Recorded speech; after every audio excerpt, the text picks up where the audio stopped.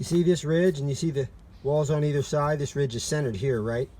You can see this broken hip here. I want to calculate the length of this broken hip here. See the valley that it's attached to? If you swing that valley over, it hit this wall line, that'd be one long hip, right?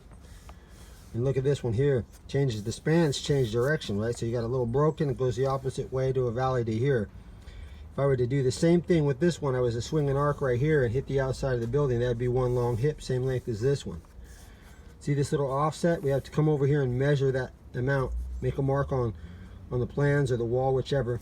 Pull the new span, subtract the smaller of the two, so it's the big span minus the little span.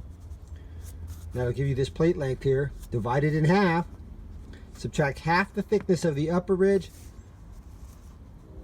half the thickness of the lower ridge, and then multiply it by your secant or line length or however you guys do it. That'll give you the broken hip length. So I write everything down, but also draw it on a plywood wall. I can look over at it from afar or whatever. So here's the big span minus the little span. This is the remainder of the plate length. Divide it in half. Subtract 3/4 up top, 3/4 down low. Is 1.5 inches. That's 79 inches. Take 79 inches, multiply it by the hip valley line length, which is essentially the secant, or which you guys multiplier or factor. 116.46 is the broken hip length. Here I got it laid out on the deck, on the rack.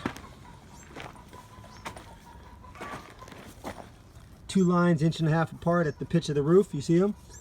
You see the center line is the one marked yellow, red. Square down off of it. Butt my tape. Run it down to 116.5. Till you get to the mark, square it down. Plumb down at the pitch of the roof. 3/4 on either side of it. Run your skill saw at a 45 down one side, up the other. Down one side, up the other. Give you the length of your broken hip with double cheek cuts at top and bottom.